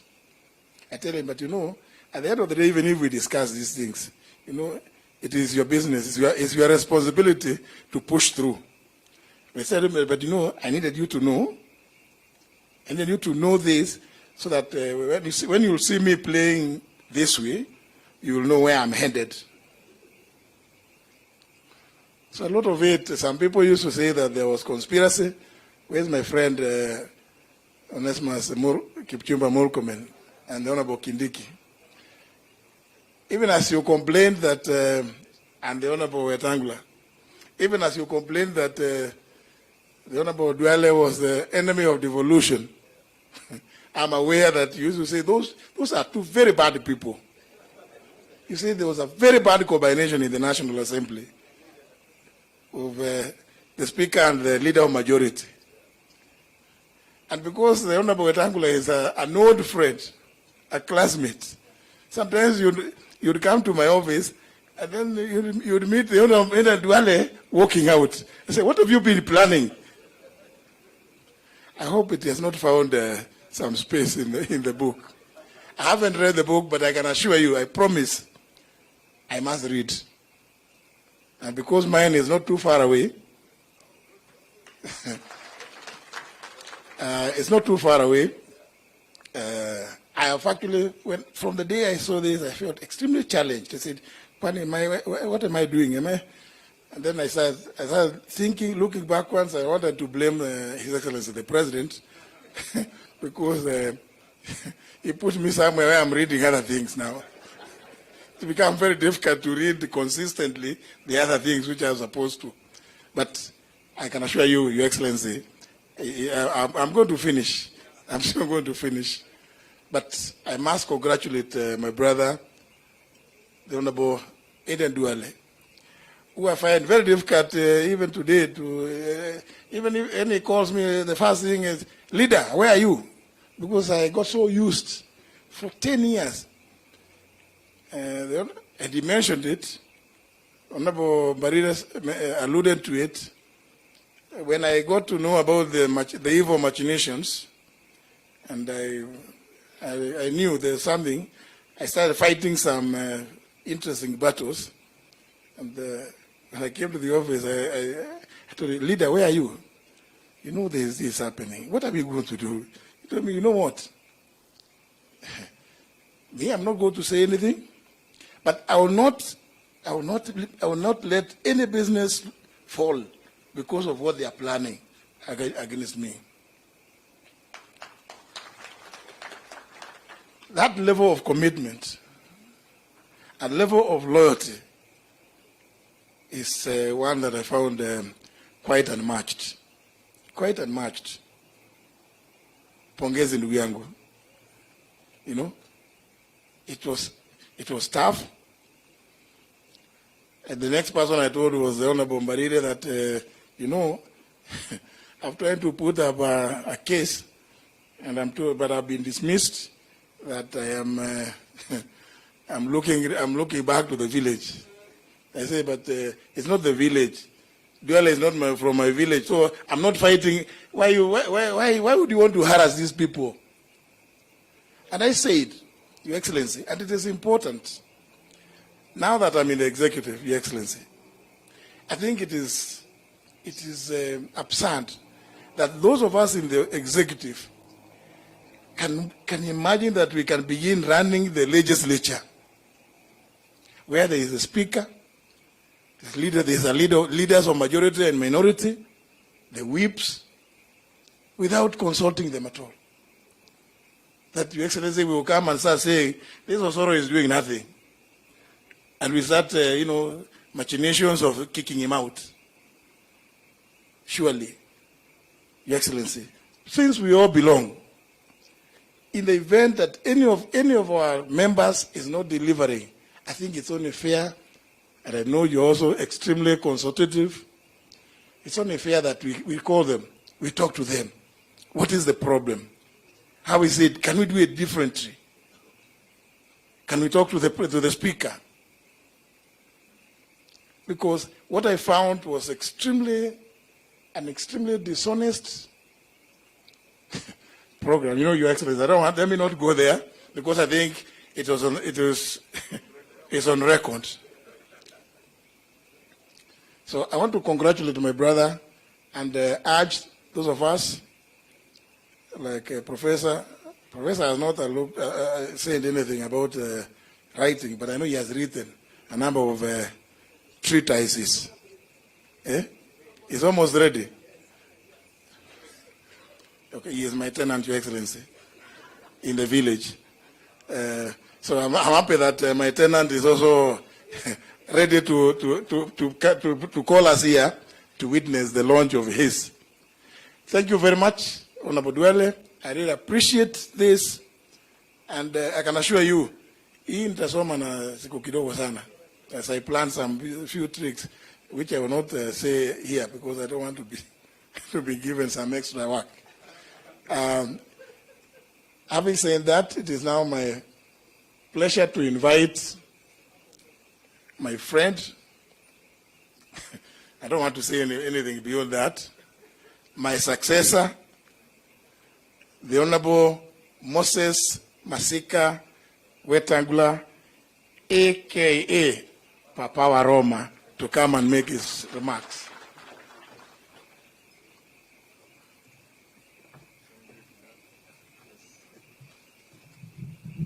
Thank you very much, Honorable Muturi. We fondly call each other Kijana. Your Excellency, our President, Your Excellency Deputy President, and all protocols as established, including my dear brother Aden Duale, our chief guest today. In 1989, I represented a man called Mohammed Shuriye. He had been accused of murdering a conservationist called George Adamson. I was instructed by some member of parliament from Fafi called Ibrahim Salat. When I got him acquitted, a week later, while in my office, some tall, lean young man walked in to come and say thank you for representing my uncle. And that lean, tall young man was Adan Duale. And we knew each other from then and became good friends. Yesterday, Adan Duale walked to my office with a copy of the book, signed it for me, left it with me, and in the evening I did a quick John F. Kennedy type of reading of the book. And I can stand here and tell you, Adan Duale, that you have told a good story. And Chinua Achebe said, don't wait for anybody to tell your story. You must tell your story. And everybody must tell your story. Reading this book, Adan Duale has just led Kenyans into the most poorly guarded secret of Kenya's politics. Backstabbing, betrayal, arrogance, greed, name it. It's all in this book. But what is important is that those of us who know Adan Duale, you know, one time when I was unceremoniously stripped of the position of leadership of the minority in the Senate, and I had spoken with mercurial English on the floor, Adan Duale called me. When I picked the phone, he laughed uncontrollably for 2 minutes. And I asked him, why are you laughing?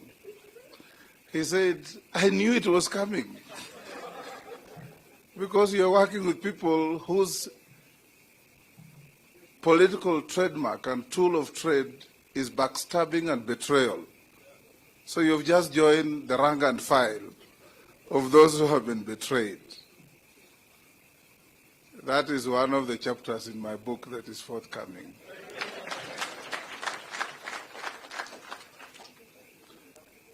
Adan Duale is an embodiment of an honest man. Honest to a level where Malcolm X would have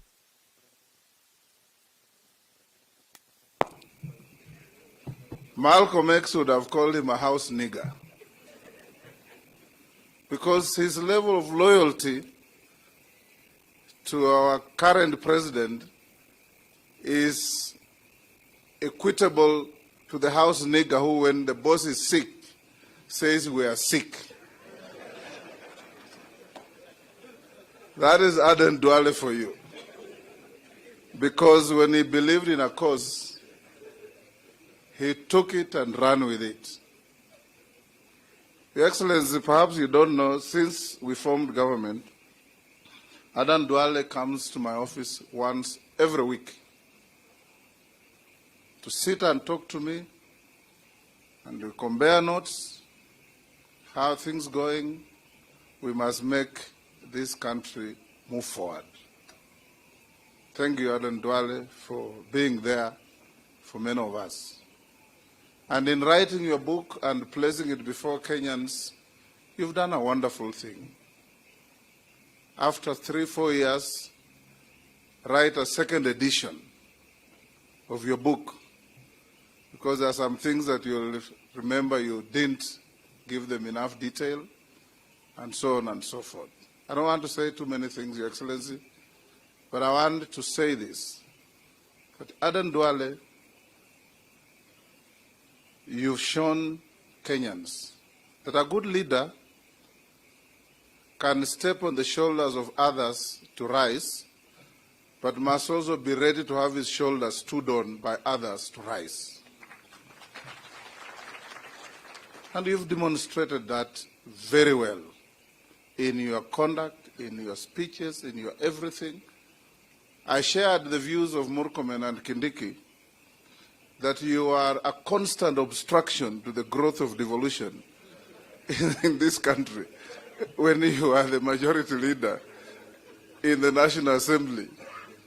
And I repeatedly told Kijana Muturi that why are you so close to this obstructive character?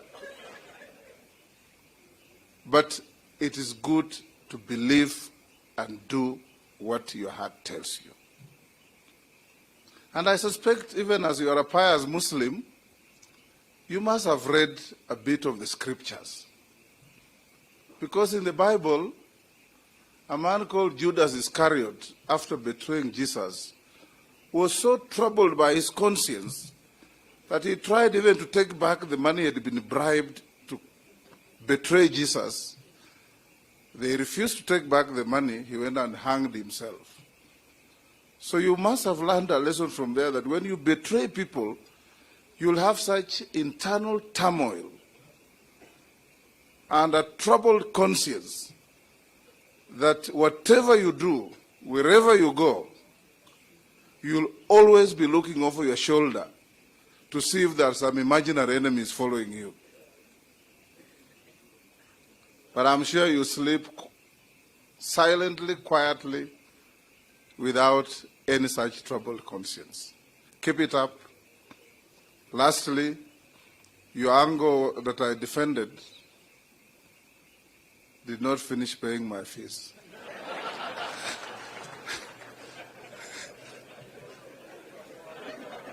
Now that you have tremendous income coming through the sale of your book, you may have to visit me for us to look at my file. Thank you very much. I'll now invite the Honorable Musalia Mudavadi, our Prime Cabinet Secretary. Hongera sana ndugu yangu Duale. Keep it up.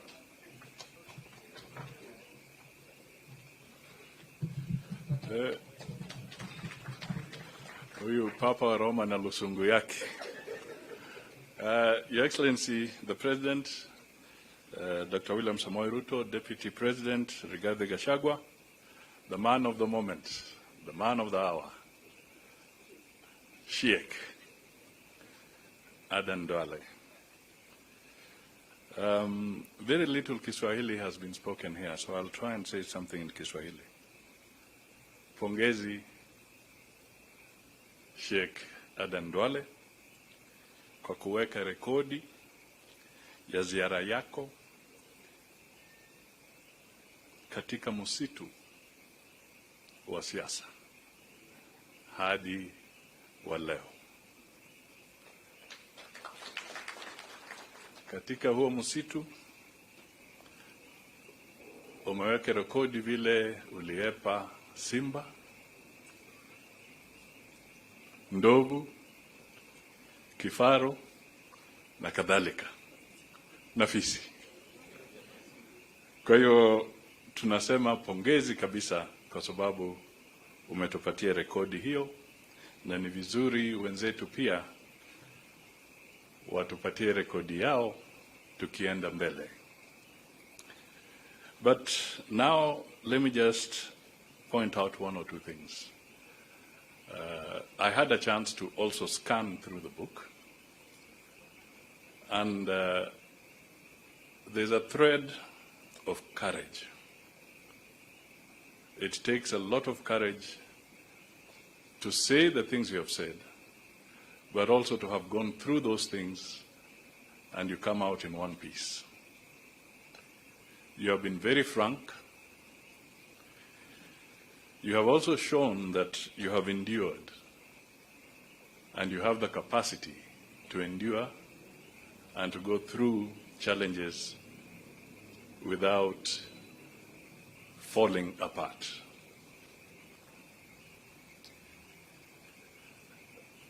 I would just like to highlight that in the book you juxtapose political deceit and political forthrightness very vividly,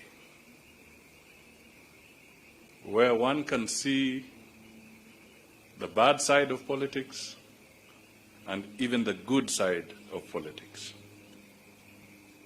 Your Excellency, there is a book by Jeffrey Archer. They call it, I think it's Jeffrey Archer, Honor Amongst Thieves. Some of you have read it. What Duale has brought out here is that there can also be honor amongst politicians. Politics is not always dishonorable. It is really what we choose to make it. And this book brings out a very strong statement on that particular aspect. Finally, the Honorable Duale asked me to say something about Madimoni. For those who don't know, Madimoni simply means ghosts, evil spirits. I was taught in my culture from childhood that at night you do not talk about ghosts and you do not talk about evil spirits because you shall have bad dreams. Since it is dark, I will leave the story of Madimoni for another day. So let me now call the Deputy President, Rigathi Gachagua, to come and make his remarks and invite the President.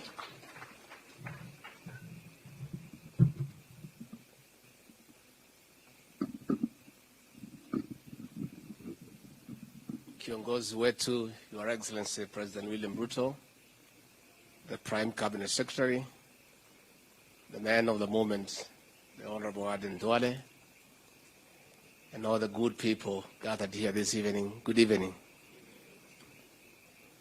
Your Excellency, today we have left it to Duale to be the truthful person.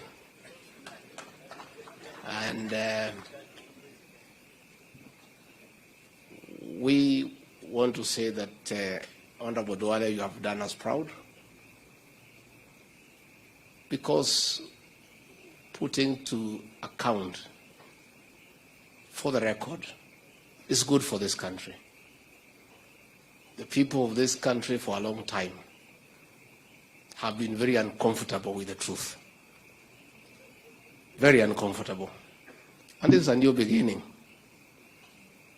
Most of them have a few problems with us because of being truthful. As we have just spoken, we have put nothing on record.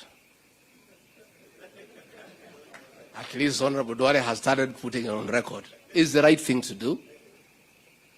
And Your Excellency, I will not be writing anything shortly because I don't think Kenya is ready yet for me to put on record what I need to do. I think let me allow Professor Kindiki, the Attorney General, Papa Aroma, a few people to get, it's a gradual thing, to get Kenyans to get used to the truth. In another 2, 3, 4 years, when I assess, Your Excellency, with your guidance, that these Kenyans need to hear the story on the difficult journey of the ascendancy of President William Ruto to the presidency and the futile attempts to stop him. We'll record that when the time comes. And it will be interesting. And Kenyans need to know the truth. Your Excellency, what the Honorable Duale has done is a very big step in our attempts to bring to an end the politics of deceit, conmanship, and betrayal. Because conmen and betrayers fear being called out. So I think it's a good practice we start calling them out and giving an account of the intrigues around power. Your Excellency, I must admit today, because I'm a truthful man, that when Honorable Duale was sacked, I celebrated.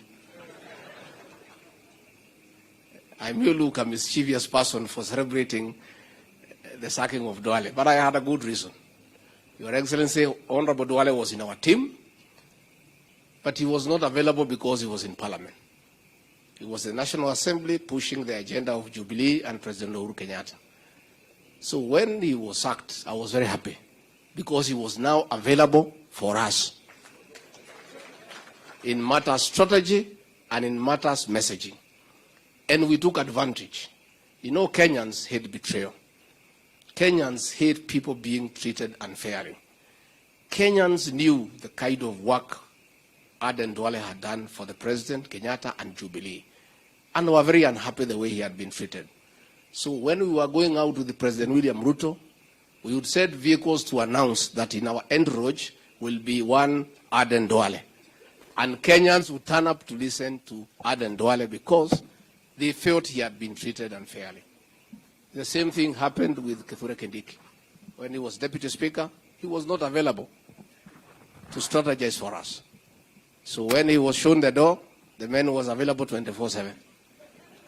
The same with Murkomen.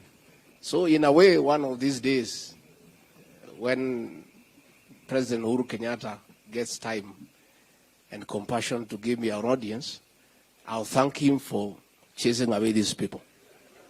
Because by doing so, he created a solid team that had a great resolve to succeed. Because the truth be said, if William Ruto had lost, it would have been very difficult for this team. If William Ruto had lost, in my scheme of things, and I know and I'm right, I would be serving the fifth man in the committee now. All these people would not be here. So what happened because of the persecution? A very serious team evolved with a great resolve to succeed. And that is what contributed in a great way to propel President William Ruto to the presidency. Your Excellency, loyalty is what you have shown us. And what the Professor Kindiki has said is true. Honorable Aden Duale and most of us have little regard for money. Money is just legal tender. When you don't have money, it's because somebody else has. It leaves your hands, it goes to somebody else. Your Excellency had this team that worked around you, gave in to monetary offers. These people would be billionaires. Money was offered left, right, and center for the betrayal of William Ruto. But men and women of substance, great men, said no, money is not everything. People must stand for something. And Your Excellency, we must also thank you because you have also been very loyal to your friends. And it's clear that a man who was persecuted because of standing with you today is the Minister for Defense in your government. A man whom I don't know whether he'll put in his book, who was almost assassinated on the 14th of August, Professor Kithure Kindiki, is today your Minister for Interior. Kipchumba Murkomen, who was thrown out of the Senate, is today your Minister for Transport and Roads. And you, as Trude, who was locked up every Friday, is your Deputy President. Your Excellency, it's about you. This loyalty is you. And I think it's a good thing for this country that people must know you must stand for something. And you must stand for what you believe in. Because it's important. So I want to say, Honorable Duale, thank you very much. I met Honorable Duale when we were in ODM. By the way, all of us were in ODM. President William Ruto was in ODM. Retired President Uhuru Kenyatta was in ODM. I was in ODM. Musalia was in ODM. So these young boys who came to ODM the other day, they should respect us as they are seniors in ODM.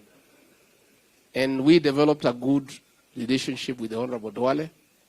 Later on, we did one or two things in business. And he's also a man of honor.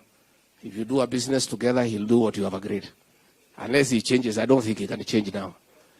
And later on, he came to Parliament. He was our leader and gave us very good leadership. And when he came to the presidential campaign, he gave it a lot of vigor. He gave it his all. Honorable Duale, we salute you. And what you have done is the right thing. And let everybody who has time put something down.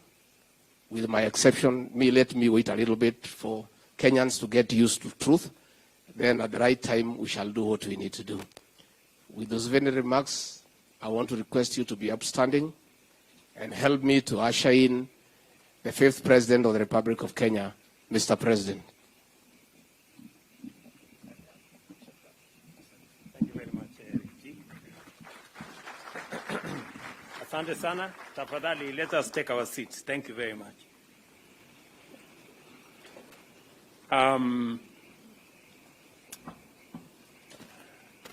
My friend Aden Bare Duale, distinguished leaders present here this evening, members of the Diplomatic Corps, Mama and family, I am very happy this evening. And I'm very happy this evening because you all agree that this evening Aden Duale is in his element. He is a happy man.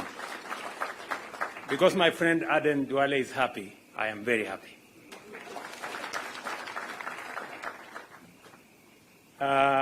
He has said many things. I just want to underscore that it is true I have been to Aden Duale's house countless times.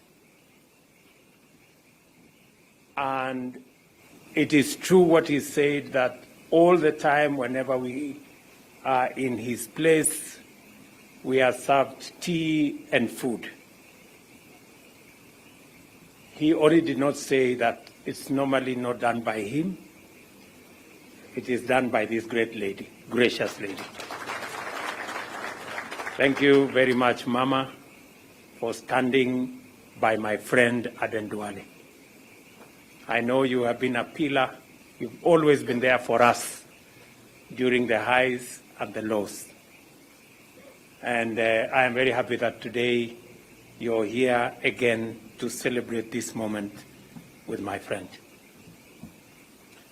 I know a very strong case has been made for us to do what we should do. But listening to, reading the book by Duale, and I haven't quite gone into detail about that book and what Kindiki is about to do and what Papa Aroma is about to do, I do not know what will be left of me to write. Because these people have cannibalized what my story, and it's now being in bits and pieces. But I will assess what is left of my story at an opportune moment, and then I will write the balance. Maybe it will not be on the record. Maybe this time it will be off the record, or something. But let me say the following. Aden Duale is a solid, trusted, and dependable friend and Kenyan. I have walked and worked with him for 16 years. In that 16 years, we've gone through every kind of political experience and situation imaginable. In ODM, in UDM, in Jubilee. Together we founded a political home in URP, in UDA, and finally in Kenya Kwanza. Bare is a trusted and trustworthy person and has no time and place for political betrayal, backstabbing, and the use and dump philosophy perfected by many. I don't want to say who. When I found out Duale was writing a book, I was not surprised. In the years I have known Aden Duale, candor has been his most consistent quality. But candor is not enough if one does not have a story to tell and a message to deliver. The value of this book is that it tells a complete story. Often most people have a version of events and therefore fail to grasp the full import of certain actions and words, especially those of men and women in public life and political office. Honorable Duale has provided unprecedented access to 2 decades worth of political action, conversation, and events. From the 2005 referendum to the enactment of the 2010 Constitution, from the debacle that was the ICC cases to the 2013 elections, the creation and the rise of Jubilee, then the fall of and destruction of Jubilee, and the eventual victory of the Hassler Nation. This book tells the story of the biggest political events of Kenya's recent history in great detail, flavored with the unreserved frankness of Aden Duale. But this is not just a book about politics and politicians.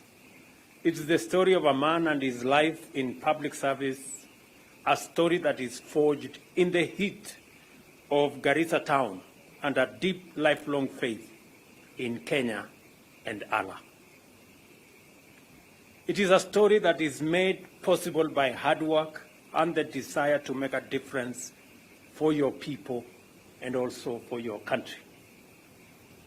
In one of the most profound chapters of the book, Honorable Duale discusses the intricate balance of playing a key role in the war on terror as a Muslim and the brave decisions he took to ensure that an entire religion did not pay the price for the actions of individuals. A stand that could have cost him everything, but he took it anyway. This book is a man bearing his soul out for all of us to read, so that we can understand how far he has journeyed in his experience of this country as a citizen and a public servant. It is a reflection on family, on faith, on leadership, and on the Republic of Kenya. One of the things I admire most about Honorable Aden Duale is his dedication to the people of Dugis and Garissa town, where he represented in Parliament and who he has advocated for in his entire time in government. In this book, his frustration at the lack of development in Kenya's north and his zeal and efforts to change the situation is clear for all of us to see. Perhaps because we are friends, perhaps because we are comrades. When I read this book, I get the sense that he has not written this book for entertainment. I get the sense that he is telling his story to enrich the history and record of those events. But more than that, I also see an argument, a stand for the kind of leadership Kenya needs and Kenya deserves. In this story, in this book, the events he has enumerated, the intrigues, the deceit, the betrayal, gives us a glimpse of a different side of politics. That politics doesn't always have to be deceitful. It doesn't always have to be about betrayal. It doesn't always have to be brutal. Politics can be what Aden Duale and myself are today. It can speak to friendship. It can speak to loyalty. It can speak to working together. And it can speak to protecting one another. I can say without a doubt that being friends with Aden Duale is not easy. He's a very difficult man. Because whatever he believes in, he believes in. And sometimes I ran into a lot of trouble with many of my friends because of Aden Duale. But when it mattered, when it counted, you could count on Aden Duale. Problems aside, challenges aside, but when it mattered, he was in the right place all the time. And that has also inspired me to be loyal to my friends. Because the people who stand with you when nobody wants to stand with you, you should stand with them when nobody wants to stand with them. I know many people in this journey told me, this Aden Duale is giving us problems. He has chased everybody, the people, I don't know what he has done, this. But when the chips were down, Aden Duale was there to be counted on. And that made the whole difference. I have quite a bit of a story to tell. When I read this book, I felt nostalgic that even though Aaron has thrown a few jabs on me with veiled accusations of on many things, but that time will come, and we will put it down in paper. And I'm sure it will make some good reading. This book by Aden Duale is about partnership, and it also speaks about betrayal. It's a book about democracy. It's also a book about elections. But generally, it's a book about Kenya. And I recommend as many as can to read this book. There are lessons in this book. There are ideas also in this book. And there are clues in this book about where Kenya has been, where Kenya is, and where possibly Kenya could be. My younger mentee, Silvana Sosoro, you have some good chapters here to read for the work you do in Parliament, and many of your colleagues. As we all know, there is great power in telling our own stories. As Africans, we know that dignity can be lost in having others tell your story. And so I want to thank Honorable Duale for making the effort and the time to tell the story he has told, for this significant dose of truth. And I think we all needed this, this book at this point in time. I want to encourage my good brother, younger Professor Kithure Kindiki, to expedite his works. And the rest of us. I would really want to read a story, the book of Cecily Mbarire, a girl, and allow me to say that, a girl that I really admire because She's intelligent, measured, and makes the right decision. There is when I write my book, I'll write something about you.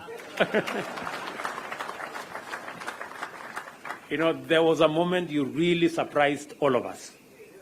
We didn't expect you to make certain decisions, but we were amazed. And I know many of my friends know that. I am looking forward to the book of Papa Waroma. I know we will have a problem with the English, but we will try. We will try to read. I think we will need a dictionary to accompany, please, if you can, to interpret. And of course, all the rest of these good people here. I am truly happy this evening. In our midst, we have many friends, people we have journeyed together in this book and in many of the other books. We will read about all of us. In this book, we have the former presidents, we have President Uhuru Kenyatta in this book, we have Raila Odinga in this book, we have many of our other friends in different formations at different times, but it speaks to us as one people, the people of Kenya, irrespective of all the political permutations that keep evolving. Hopefully, with a dose of what Duale has said, we can make our politics much more subtle. We can eliminate deceit, betrayal, and conmanship from our politics and make our politics much more decent, much more people-centered, and we can build on solid political parties and political formations that are anchored around a philosophy about our country, about where we want to take our country. And we will keep, and I have told many of the younger politicians that we are available to mentor the younger politicians. It is the best thing we can do for our country. And we want the younger politicians to be better than us. We want them to be better than, so that they can do better than we have done for our country. We all want to retire into a country where we have better leaders with better ideas, with better plans than we could ever put together.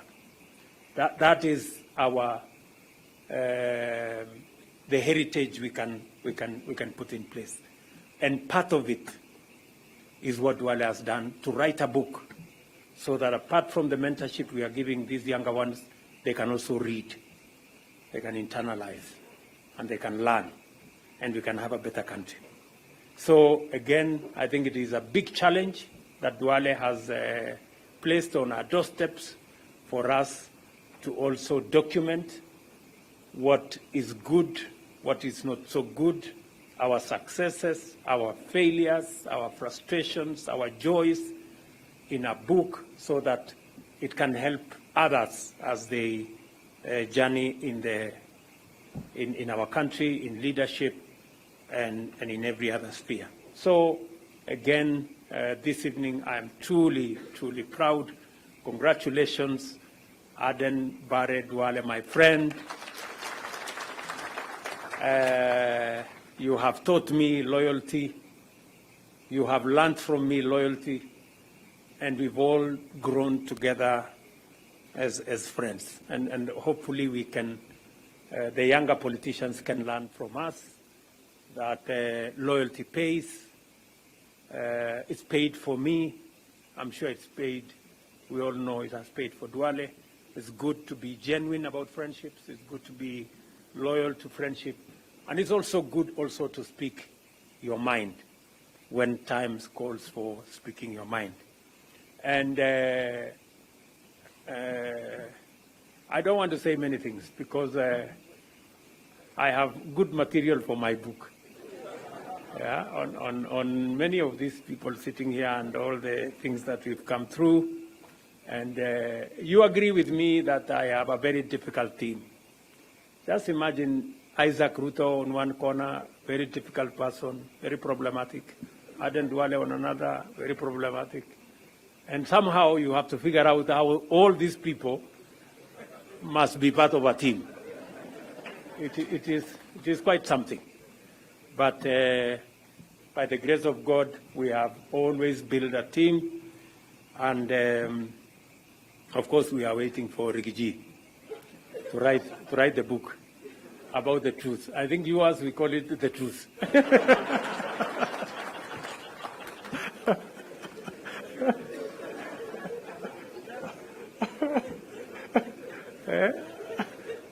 Maybe the whole truth or something. All right. Yeah. So again, congratulations, Duale, congratulations, Mama and the family, and to all the future writers who are here and those who are not here. Asanteni sana. I don't know whether I said everything I wanted to say. I think I'm also a bit excited.